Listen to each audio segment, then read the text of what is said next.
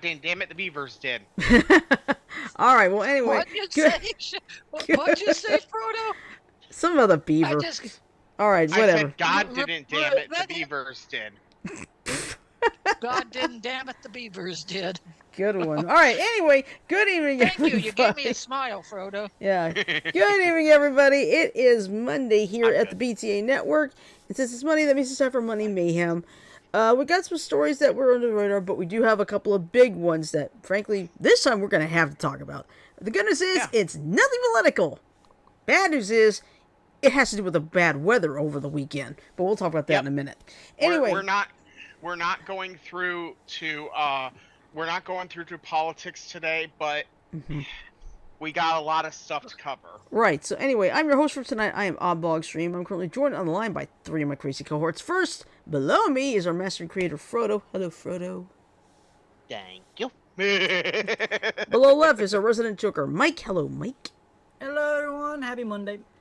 To my left, we have our resident tiny Oreo, Janet. Hello, Janet. I want some Oreos to go with my coffee in the morning. Hello, everybody. Oreos and not the coffee. and not the tiny variety either. She is a coffee. Yep. I must Anyway. have my coffee. And finally, we have Sajo in the chat room. Hey, Sajo. Yep. Hi, Saj. So Hey, I'm going to say hello to two people I don't even see. Hello, Ash. Hello, Sarah. Sarah can't hear, but she's gonna say hello anyway. She's actually listening to Raw on our headset. How's it sound, hun? Raw eggs? Raw shell? I'm kidding. I know what it is. Ash must be sleeping. How's it sound? No, Ash is currently playing Pokemon Leaf Stardew Green on her Game Boy Advance SP. Ah, Yeah. okay. All right. Okay, just All tell right. her I said hi. Will do. Okay. All right, ladies and gentlemen, let's start this day off with some somber news. Right. Before we do, hang on just a second. Let me play the old BTA weather report thing. Hold on. Gotta remember that. Okay, proceed, Frodo. So, before I start, I want to put condolences out for at least 5 people this weekend. At least 5 people lost their lives in the storms this weekend. As much as that pains me to say, it is a reality of the situation. Now, starting on Thursday, it was kind of boring for me. There was rain, there was a little bit of stormy weather, but there wasn't much. Friday. Uh-oh, Frodo, you're freezing up. Oh, Yeah, you. hold on. Yeah, that was until Mother Nature decided to pitch a bitch. There we go. Is Okay. that better? Yeah, much Yeah. better. All right. So, Friday, we had a bunch of storms come through, and we're talking a good amount. So many that I had to call family that lives in Nebraska to give them heads up about it. Were they already aware of it, or was your warning good enough? Was your warning soon enough? My warning was soon enough, and they were partially aware of what was going on. But when I told them, that you need to be taking shelter like now, they were like, okay. So Yeah. they were safe, thank God for that. All right, that's good to hear. There were, and I'm gonna go through a listing of some tornadoes from the NWS page in Omaha really quick. This is not a comprehensive list.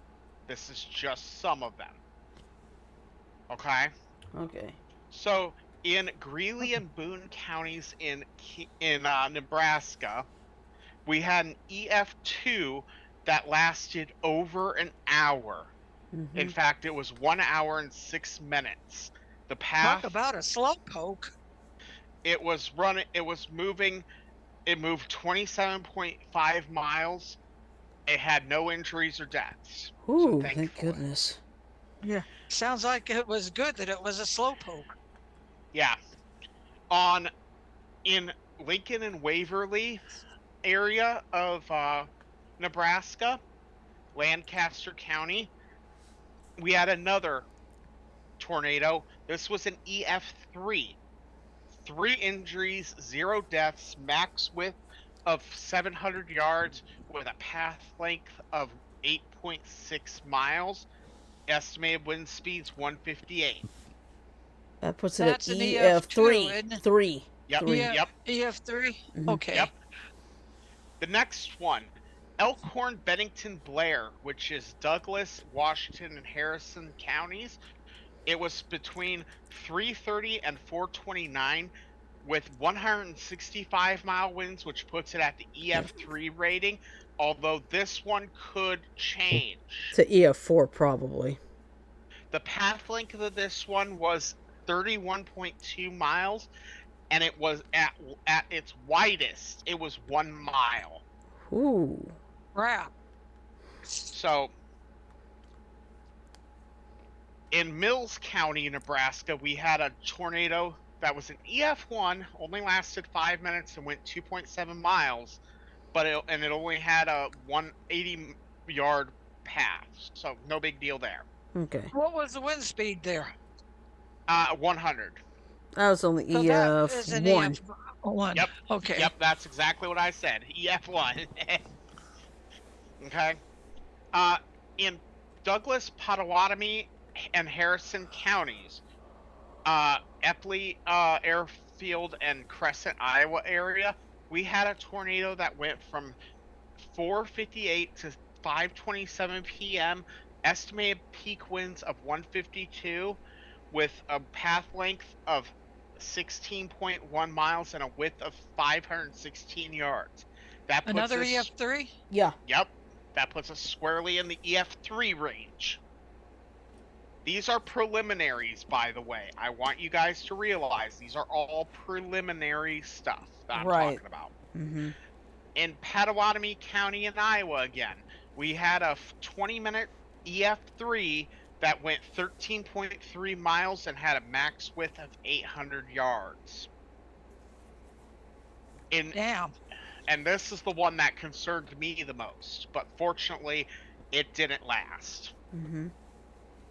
5:16 to 5:19 p.m. we had a little EF1 with estimated wind speeds of 107 and a path length of 0.7 miles, only a 100-yarder in Norfolk, Nebraska. Mm-hmm. That's Now, just some of them, because I looked at the reports for Friday from the SPC. 125 reports of tornadoes on Friday. Yeah, but I'm only going through a few of the. Yeah. I'm only going through one page of these. Oh, that's fine, because I was This- just. Let's see. Let me see if I can put the map up. Oops. Okay. Okay. Now, there's the this- map. Okay. This one I am convinced is going to go higher. Okay? I have seen the storm size, and it gives me reason to think it's going to go higher. It is prelim rated at EF3, and it was from 5:25 p.m. to 6:29. Ooh, that's an hour and 4 minutes. Yep. Rated at an EF3 preliminarily.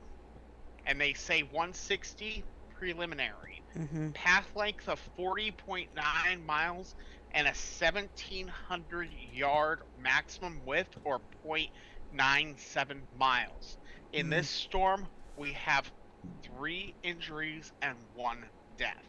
This one went through Minden, Shelby, Tennant, Harlan, and Defiance, Iowa. And it was Pottawatomie and Shelby County. Mm-hmm. This Wasn't one there a I am report? pretty sure is good. Wasn't there a report that Go 2 ahead. kids were killed? Wasn't there a report that 2 children were killed? Well, one of them was in Oklahoma. It was a 4-month-old baby. Yeah. I don't know about the other Those one. we'll discuss a little later. Yeah, that's fine. So we had two more in the Manila area, Shelby and Crawford counties in Iowa. Number 1 was an EF2 rate that only lasted about, I want to say, 16 minutes and had 9.2 mile path, but it had 112 mile per hour winds and a 200 yard maximum path width. The other one in the Manila area was only an EF1, and it lasted 17 minutes, and it had 107 mph for the wind and 12.3 mile path, Mm-hmm. 100 yards again. So that's in the Omaha area. Yeah, so what I've done is I put up the map of the storm reports for Friday Yep. on the screen. Well, I don't see it Well, you have to go to YouTube, Janet. All on right. YouTube. Okay, I Uh-huh. will. All right, now we're going to get into some interesting stuff because we're going to go NWS Norman. Yeah, go to Saturday. Yep. And Saturday, I'll be honest, it looked like a bust to start with. It really did. We were kind of like, this is not going to be anything. This This is crap. Oh, crap. Oh boy, were we Oof. wrong. Mother Nature had something to say about that, didn't she? Yes. There we go. So, I'm looking. Okay, Shirley, Yes. I'm gonna send you a picture, Okay. a link to a picture. I want you to put this up on screen. Okay. There it is. Okay. Let me get there. Hold on.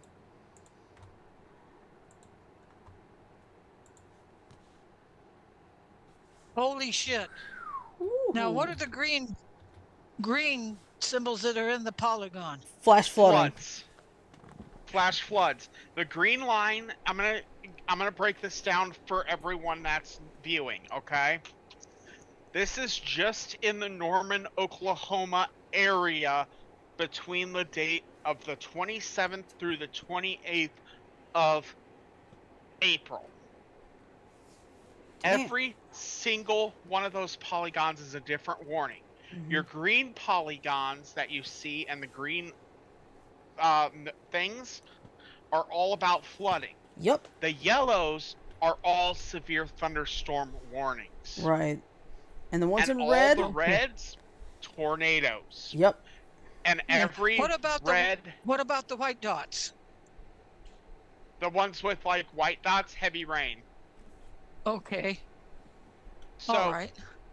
So, and each of those red symbols with a tornado in them is a confirmed touchdown. Mm-hmm. So, 1, 2, 3. Don't even try to count it. yeah, it's Like- just, it's too many to count, Jan. Trust Yeah, and believe. Look at it this way. This looks like that map I put up when they had all the polygons for April 27th, 2011. Yeah. So, this all happened mostly at night. Mm-hmm. That's what made it a lot more dangerous. So, when you're dealing with severe weather like this, you have to be aware, especially when you have nights that come out like this. If you look down in the lower right corner, Shirley, Mm-hmm. can you kind of put your mouse over that area and kind of circle it so that they can see? Actually, I could zoom in on it a little bit. Okay. That area right there where that cluster is, that is Sulphur, Oklahoma's area. Mm-hmm. We had an interesting situation happen this weekend, which I'm going to go into here in a minute. But while we're speaking about Sulphur, Shirley, can you put up some damage pictures? Yeah, I'll just go over here. I'm over at the Twitter. Yep, Showing and all you the- probably have hashtag Sulphur OK, right? Yep. Mm-hmm. Okay, so the first one should be from Sol Real Good, right? Actually, no. What I got is Tara Bloom. Okay, that works. Whatever you've got, this works, okay? Yeah, because this is an aerial drone footage Yeah, of the damage. and I'm gonna say this right now. I am no storm spotter myself. I am no storm surveyor myself. I am a Mhm. storm spotter. Yeah. But I am going to say this right now based just on what I've seen of the damage and what I saw while I was doing my storm tracking. We had an unprecedented situation this weekend where one area got trained. Now, for those that don't know storm terminology, a train is when you put like a stationary front or something Mm-hmm. in a path, and then storms just come roop, roop, roop, roop. Yeah, right and through. normally trains, this kind of train, normally the training would have to do with rain, not necessarily, because that's what we Anything usually hear. else. That's what we normally hear. But this on Saturday night, we had an unprecedented tornado train. 4 tornadoes. I literally watched this on my radars. 4 tornadoes, and at one point in that entire area where Sulphur, Oklahoma is, we were dealing with six overlapping PBS tornado warnings at the same time. So 4 tornadoes, 6 PBS tornado warnings in one area. So people are talking about, well, it's only an EF3. No. No. I'm going to stop you right there. The problem is we don't know what it is. Because the first thing is the National Weather Service direct teams that come out from the NWS offices are only trained up to EF3. So right now, Sulphur's preliminary tornado rating is EF3. However, they have to send a group called the QRT, or Quick Response Team, to survey for higher. Based on the damage I have seen, including downtown Sulphur, with really good, well-structured buildings and very flexible mortar and everything, where it could handle something like a EF3 tornado easily, there are businesses and buildings completely leveled. Just rubble. Yeah, okay, let me show you something here. Somebody had this shot. This is Sulphur before that tornado. And now here's that same neighborhood after. Yep. And this is the point that I want to make. This is the downtown region of Sulphur, Oklahoma. Like I said, they usually have where the buildings that are the oldest and the most structurally sound are in the middle of town. Right. And as you can see, that's before. One. And here's after. Yep. And you can tell it's the same area because if you look on the extreme left side, you see the bakery sign. Yep. So this is the exact same area. Literally could be less than 24 hours apart. Yep.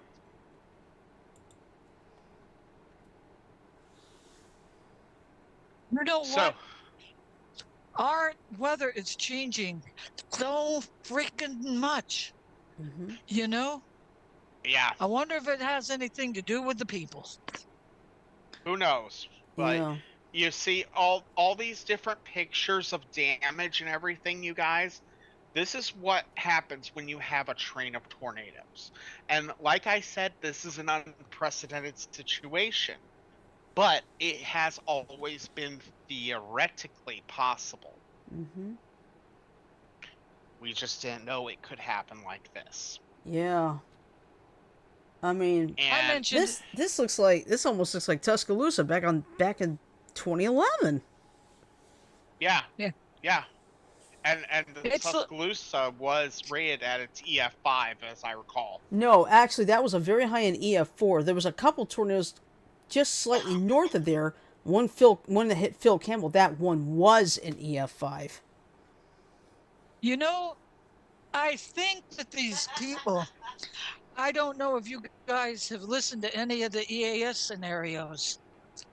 Oh, I have. Then up to a point, they get things right. I said up to a point. Am I right or wrong? You're not wrong. Shirley? Yes. I just found a video for you to put up. Okay. On stream, right here. Okay. It's a YouTube of chaser Brad Arnold. So this is courtesy of Brad Arnold. Okay, give me just a second here.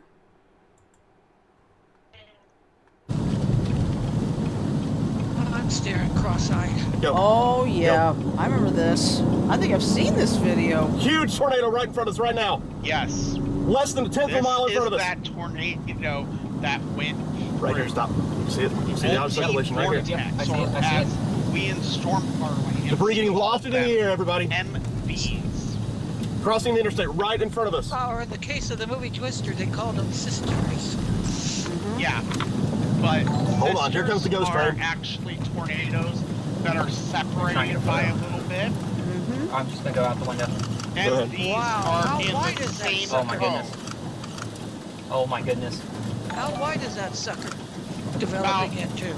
About Hey guys, if you don't mind, please hit that subscribe button. Let's get some subscribers in here. Huge RFD. All right, let me turn this RFD. thing down a little bit. It's just a little loud. Oh Jan, my goodness. Yeah. There, that's better.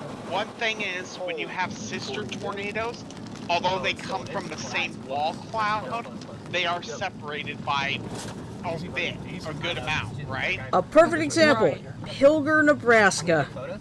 Yep, yep. Be quick. But when you have a multi vortex, Oh my goodness, listen to that roar. what that is under the same main vortex, you can see multiple That hit something big swirls just in now. Put this in perspective, this was a rogue tornado. Yeah, I about see like a 2.5 swirl. minutes ago. Now, they Might be a just wedge. two swirls just came That together. hit something big just Yep, now. that's a lot what of you- debris in the air. call a multi-vortex tornado. Huge tornado. That's why- Usually, Yeah, em- that's why you can see like sometimes one house stays Lot of debris completely getting thrown around intact, there the outside. next door house can be completely destroyed. Yep. Oh, my yeah, goodness. that's what my grandma told me. When she was alive, she used to live down south. And that's exactly right.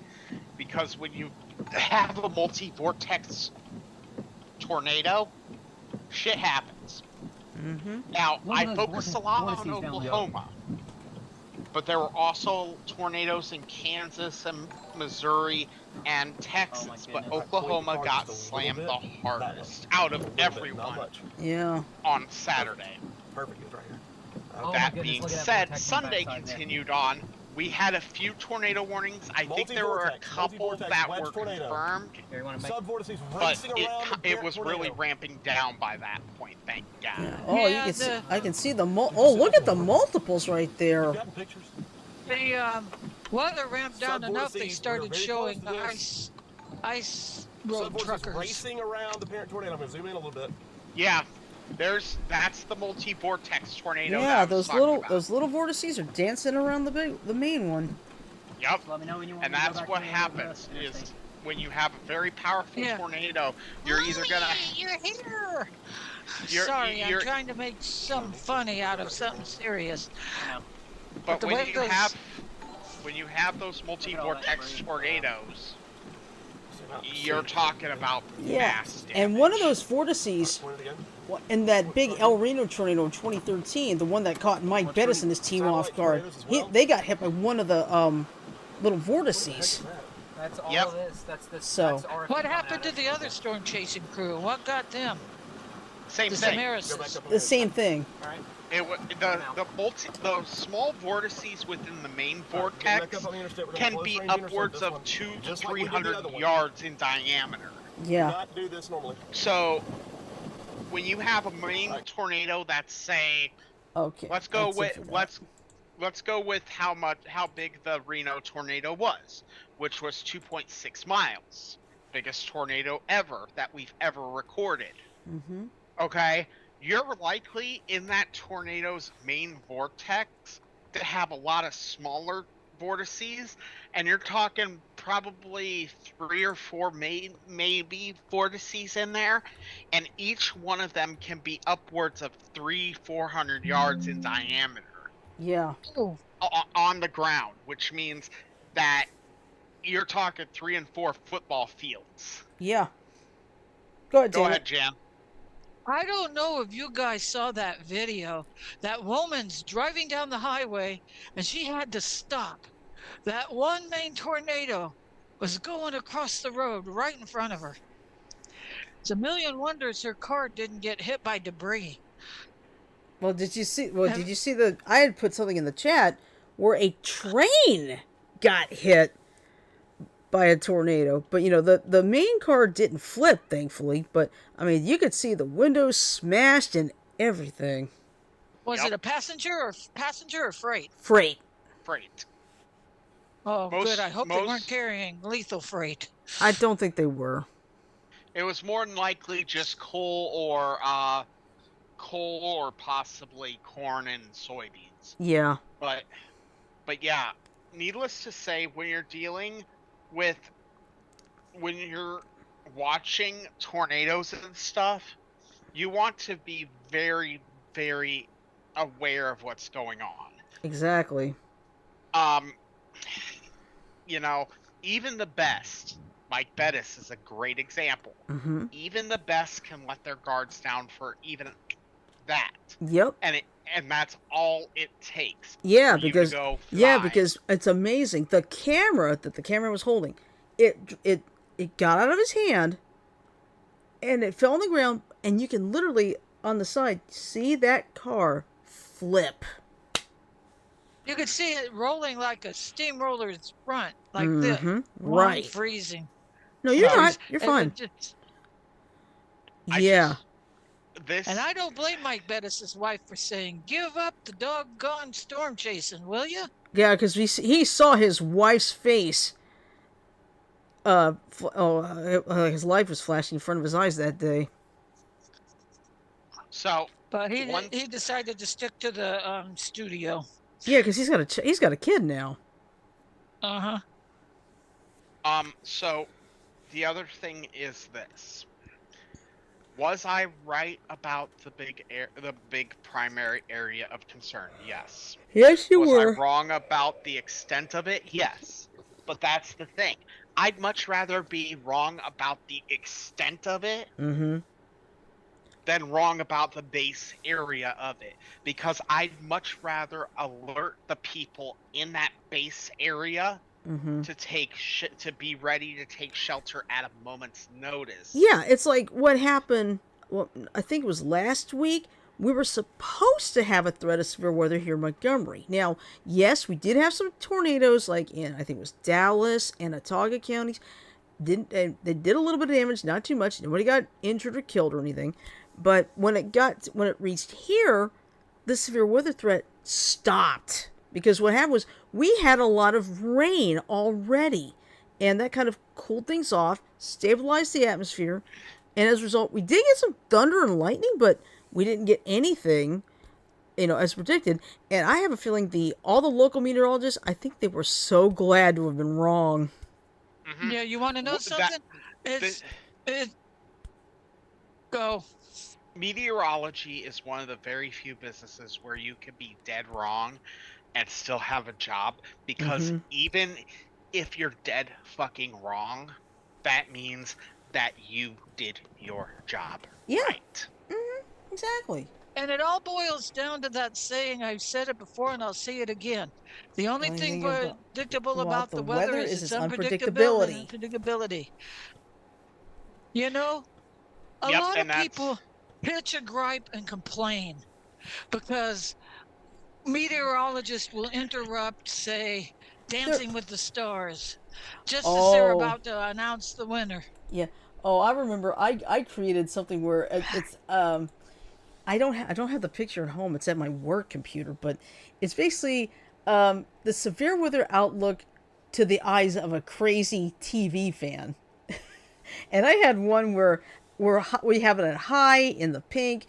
I said, sorry, severe weather coverage all day. It's like, severe weather fucking coverage all day. The fuck with this shit. I'm calling a meteorologist. You know what I mean? Yeah. So, getting back to some stuff that we really need to cover. Mm-hmm. Okay? Anytime I know that there's a possibility of severe weather, I'm going to be putting up a notice on the show. I don't care if it's on an episode or on the show stream, whatever. Yeah. What I'm going to tell you right now is tomorrow there is a chance, it's slight, but it's there, of severe weather through the eastern parts of Kansas and southeastern Nebraska, southwestern Iowa, and western Missouri. So there is a slight risk of severe weather. Honestly, the kinematics, the Cape, doesn't pan out too much, so I'm not. Yeah. Well, I'll tell you something. My old job, I think we have we have a plant in the Kansas City area. I don't think I could ever live there because, during the springtime, I would be absolutely unnerved during the spring. Yeah. So the other thing I wanted to say, Shirley, when you were describing how the storms didn't form in your area, that's because the rain reestablished the cap. Yeah. Okay. Now, this is going to be a little bit hard to explain to people, but it needs to be explained. When you have a storm forming, let's say that this is ground level, and I'm going to go up to here for about 50,000 feet or so. So this is ground level. You have a storm starting to form. The mesocyclone starts spinning, and it starts sucking in air. Now, here's what happens. If you have no cap, that cyclonic action will suck the air straight up to and beyond 50,000 feet in the air. And that's what causes very powerful storms. Because that cyclonic action will actually bring raindrops up, and it'll freeze and freeze and freeze, and that's where hail comes from. It's basically what's going on is during the day sometimes there's a warm weather cap. In other words, if it stays too warm, the storms can't really form. But if it breaks through that cap, you're in trouble. Yep. And that's why we don't get much rain in Arizona. What that means is, okay, so the storm's air comes up, and let's say the storm's air is 23 degrees Celsius. As things go up, they cool. That's the nature. So at the start, we're at 20 degrees, and the surrounding air is 17. Next level, you're at 17 degrees, and the surrounding air is 15. Keep going, and you hit an area where the air that you're coming into is higher temperature than the air that's coming up. So in this example, you hit an area where you're at 15 going up, and the air that you're hitting is 16. That's your cap. You just stopped right there. But if more and more heat gathers up going up there, that could break through that cap and shoot through. If you ever notice cumulonimbus clouds that are really on good storms, you'll always notice the flat base, a relatively flattish top with a big lump on the top. Yeah, the anvil. The big lump on the top is the extra air that came up from the surface and overshot the storm. It's called the overshooting top, and that's literally the point where if you watch that overshooting top, the higher it gets, the more power it has. It cannot get above, say, 65 to 70,000. But if it gets up that high, watch out. Yeah. Sajo is in the YouTube chat. No, we know. And he said, "What's up, everyone?" And he said those storms were very nasty. Oh yeah. I agree with you wholeheartedly, Sajo. They were good storms, yeah, but like I said, the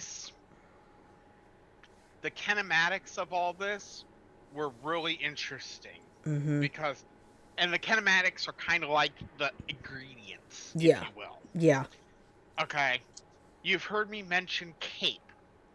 That is a measure of how much energy is stored in K-A-K-E? C-A-P-E.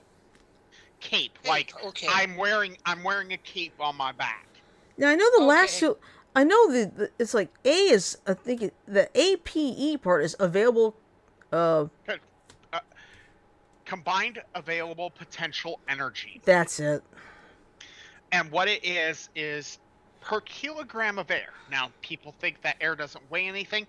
It does. It really does. In fact, at sea level, if you take a measurement with a neutral weight, at sea level, the air weighs 15 pounds. Okay? So on any one point on Earth at sea level, you're dealing with 15 pounds of air. Mm-hmm. That's all the air going up. So what that means, what CAPE is you take a kilogram of air, and however much energy is stored in that is what you measure. A good storm day, like good as in, oh shit, we're fucked kind of storm day, would have 4,000 to 6,000 joules per kilogram of energy stored. A decent 2 to 4. Anything below that, don't worry about it. Mm-hmm. And that's how one of the ways we kind of try to predict what's coming is through that CAPE measurement.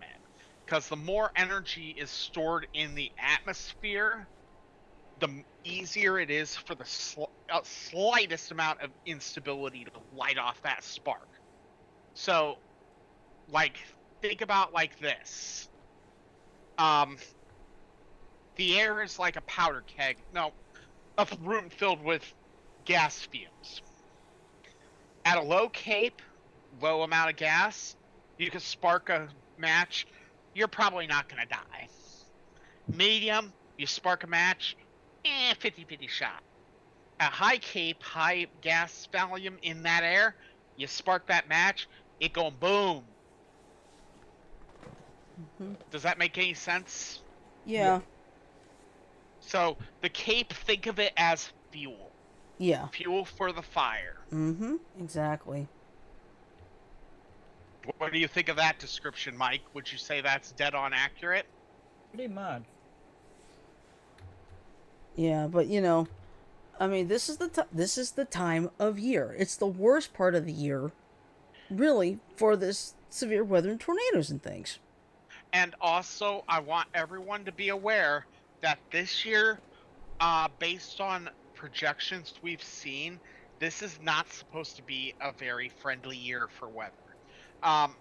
We're going through what's called a phase, El Nino phase shift this year. Mm-hmm. What that means is rapidly, very, very rapidly, we're going from El Nino, which is where we are right now until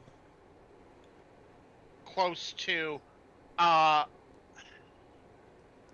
Wednesday. Mm-hmm.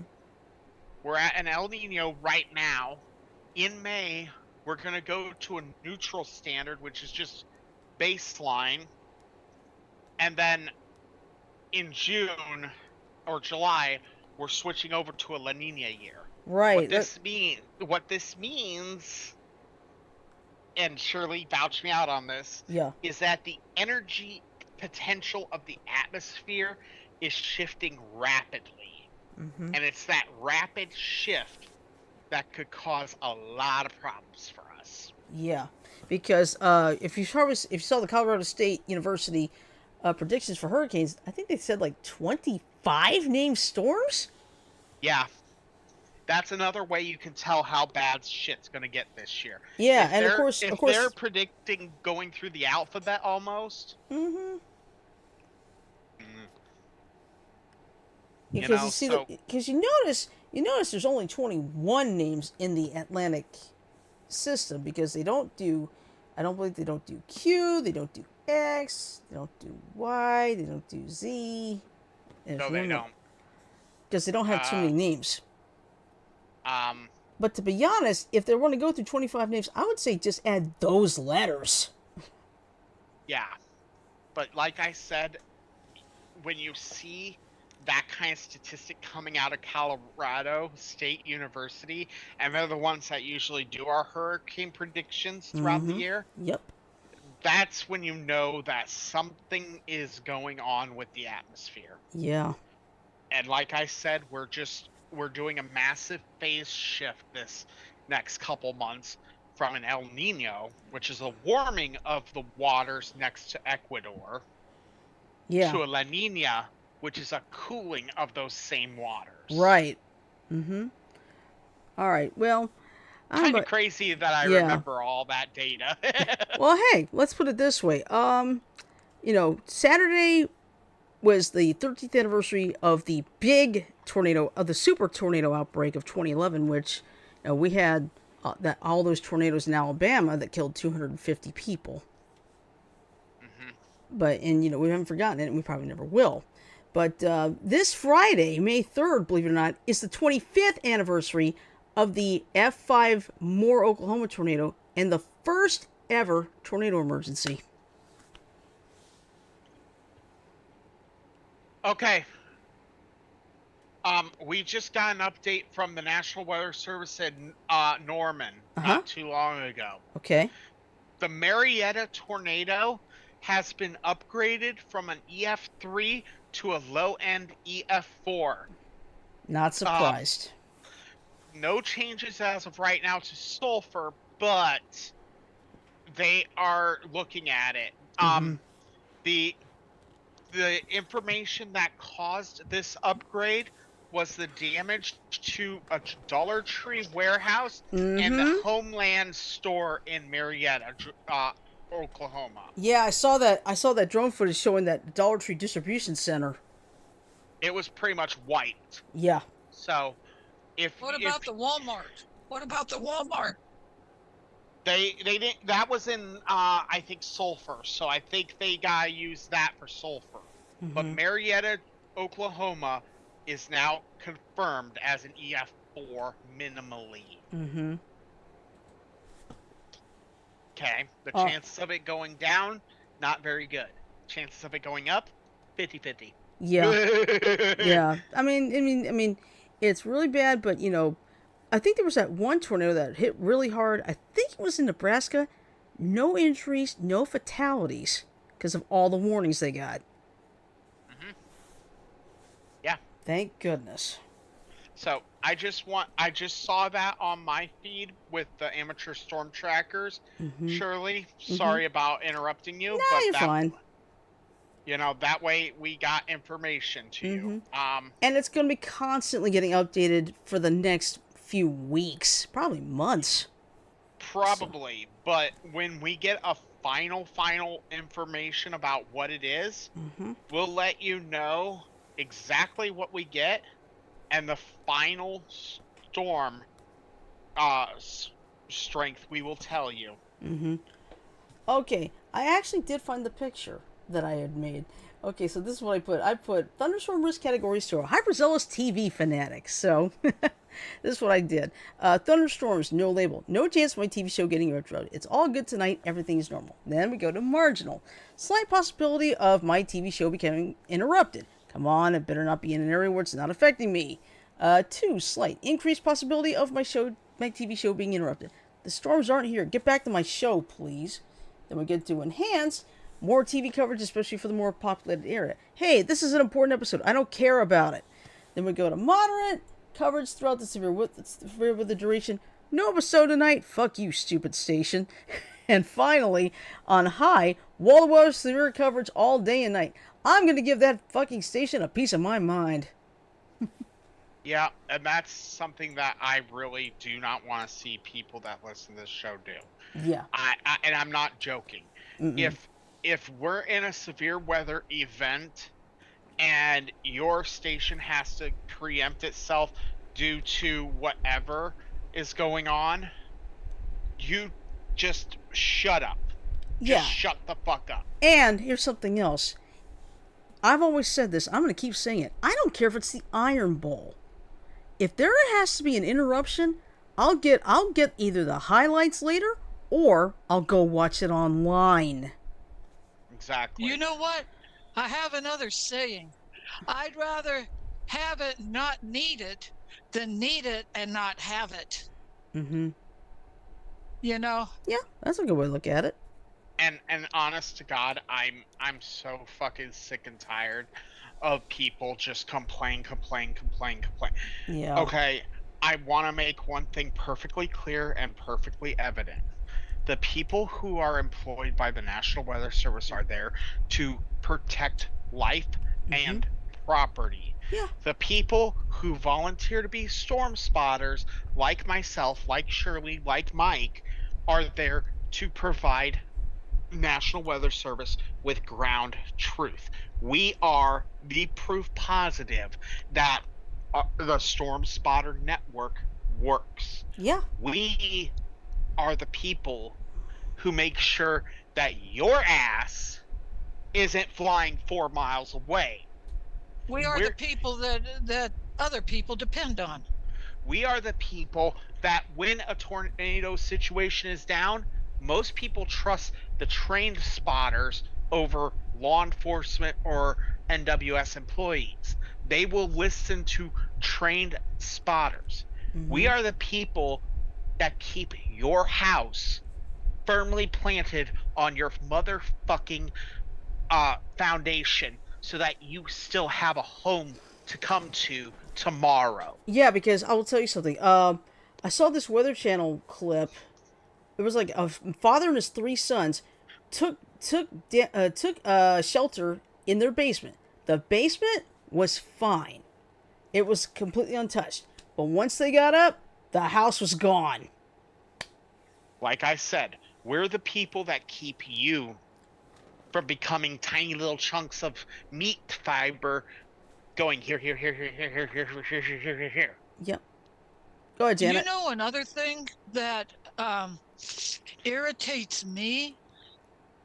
You know those what is it I'm looking for? It's where they have the emergency sound. I think it's once a week. Oh, the weekly test. Yeah, the weekly test. Mm-hmm. It's annoying as heck to me, but what a lot of people do not realize about those is it's not the TV stations or the radio stations that are doing it. Mm-hmm. It's mandated by law. Exactly. Bingo. It's mandated by law. Yeah. That you do these tests. It's like we have the siren test on the first Wednesday of every month at 3:30. Now, if there's severe weather that day, they won't do it. And I want to. Speaking of which, have you had yours, Shirley? That comes Wednesday. Comes 2 days. I want to say I apologize if anyone's offended by me saying it the way I did, but I'm not gonna apologize for speaking the fucking truth. Okay? Yeah. Because when you have storms like this, you don't know what you're gonna end up as. For all I know, you could end up like you got hit with a nuclear bomb.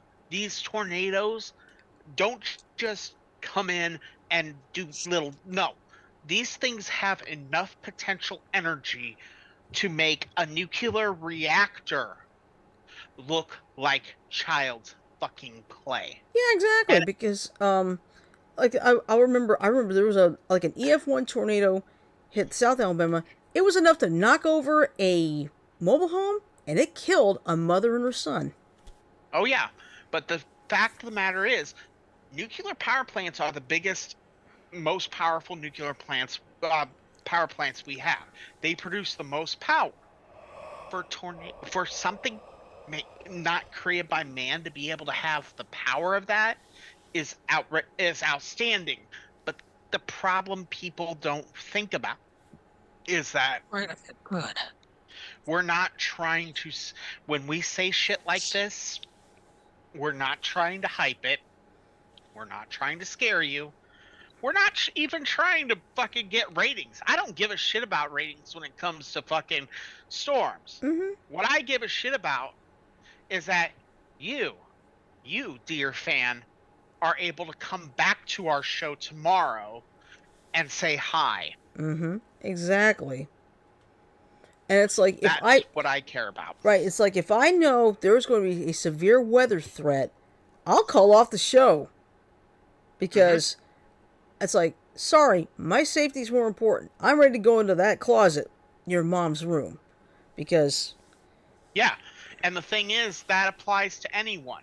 If we have a severe threat for any of us four, well, me and Mike would be the same, so 3 cities, we will call off the show. Yeah. Why? because our lives are more important than a podcast. Exactly. Our lives are more important than having a conversation with friends. No offense to you guys. You guys are great. But you know what I'm talking about. Oh, yeah, absolutely. Okay? Yeah. You just You can't... don't want to be in the middle of talking to one of your friends and have lightning fry your computer and you. Yeah. Mm-hmm. And exactly. that is a very real possibility. Mm-hmm. That's true. Okay, well, we hope you enjoyed this Weather 101 segment. But seriously, it is good to have this, because especially after all this crazy weather this weekend. All right, now I got some personal things here. This past Saturday, we had a riverboat festival over at the riverfront. It was a lot of fun. Now, I'm going to tell you the truth. Last Thursday, I tried my best to, paddle in the boat. Let's just say I figured out the hard way. It's not for me. I tried. At least I tried. But I couldn't control the paddle. I kept hitting someone else's oar. Plus, I didn't realize how small the boat was. Plus, I can't swim. Even though I had the life jacket on. I just did not feel comfortable. And in fact, two of my coworkers the next day said, we were kind of worried about you. And, would you feel okay if you don't do the rowing? It's like, you guys don't mind? No. And here's the best part. Our team ended up second place in our division. We missed first place by just 0.212 seconds. That's not bad. Wow. In fact, all three places, all first, second, and third, less than 1 second apart. So, hey, Mike. Yeah. Got a question. Sure. Would you like to discuss what you found out today as a funny? Oh my god. Yep.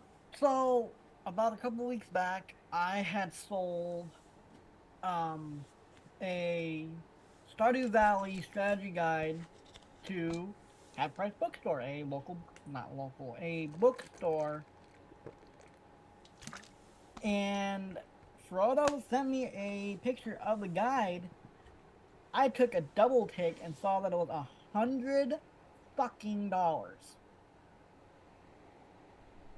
It irritates me because of the fact that on Fangamer, when I bought it, it was like $29, $30. Mm-hmm. Why they sell it for that much? And especially when it's an ongoing guide. It's being updated right now for 1.6. There's no reason why it should be sold at Hey, that price. Mike. It No, I know. money. All they are and want is money. Yeah, it's Money like it's like the flea market we have here in town.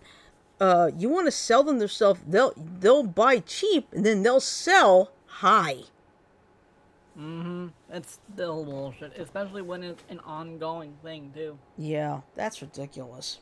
Now, some of those CDs and DVDs, which are older albums, Mm-hmm. I can understand them being expensive. Yeah.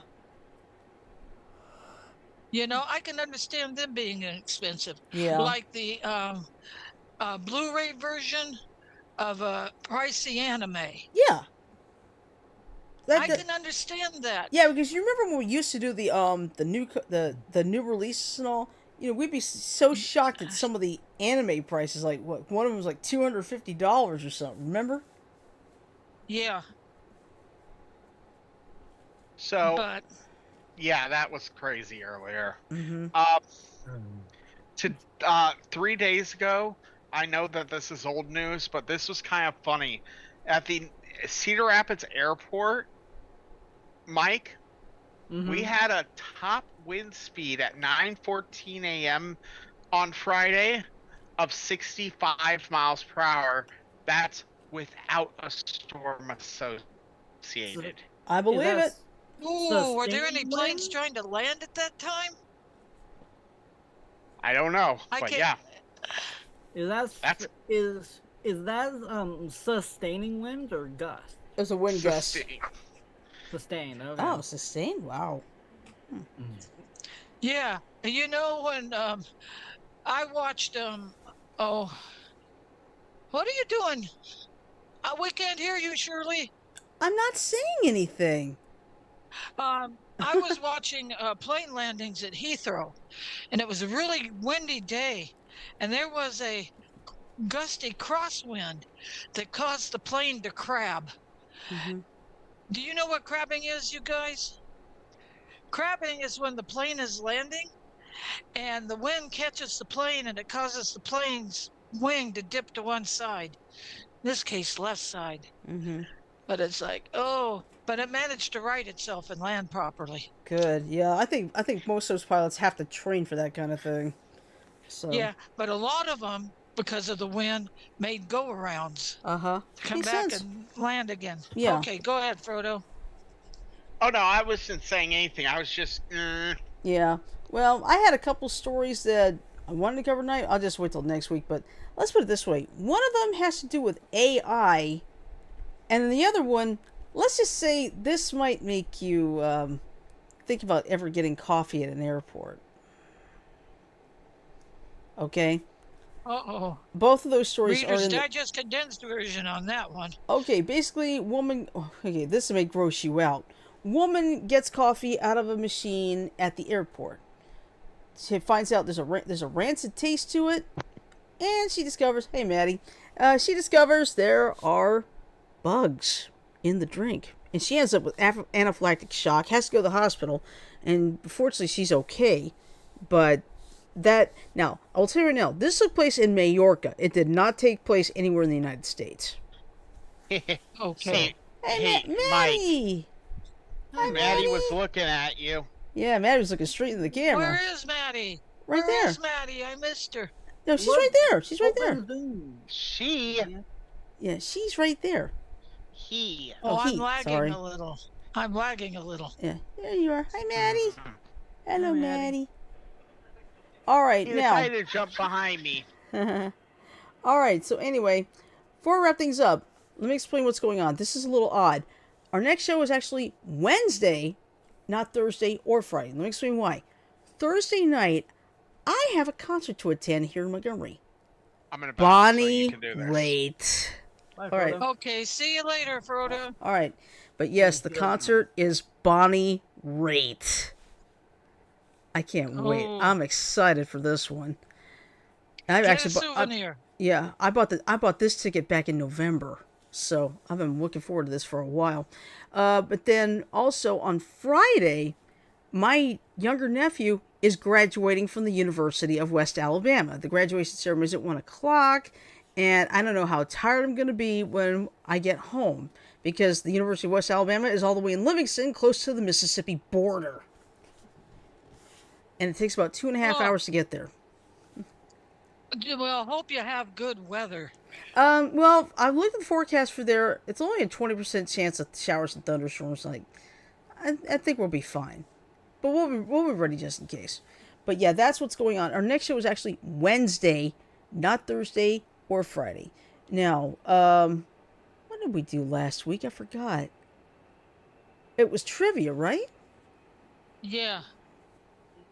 And I noticed what you posted, Shirley, Mm-hmm. and I think it would be 2, 2, 2, Mm-hmm. 2. I think 2 of Among Us, Yeah. trivia, Yeah. Mhm. cards, and what was the fourth one? I only had the 3. There's no Okay. fun. I think 2, 2, and 2. Yeah. I think that would work out. Yeah, because that way we can change it up each time. I think I put Among Us for this week. Let me double check. I think that's what I did. Yes, you did. It was Among Us, Yeah. bad cards, and trivia. Okay, in so that we do order. 2 weeks of Among Us, 2 weeks of bad cards, 2 weeks of trivia. So that way we don't have to worry about. Everybody's game gets a chance. Yeah. And that's fine. But that's our plan. Our next show is going to be Wednesday. And I'm still behind on the X-Men 97 because I've just been too busy. So I will post when I can. Okay, but I mean, I have a life too. You know, I don't, you know, I don't have half the time like some of these YouTubers do. They've got plenty of time. I don't. So. Well, you're like Kurt. Mm-hmm. You can only do a YouTube video once a week. He usually does his Sid Squad Sunday into Monday morning because he has to go to work the next day. Right. You know? Yeah. All right. So that's basically our plan. So this week it's Among Us. This week and next week. So I think I can't think of anything else to say at this point. Frodo froze, I think. No, he No, left. he left. He already left. All right. So anyway, what I'm gonna do is I'm going to play the 15-second ending. So bear with me. Growl. Wow. Ending. Whoa. Thank you. Whoa.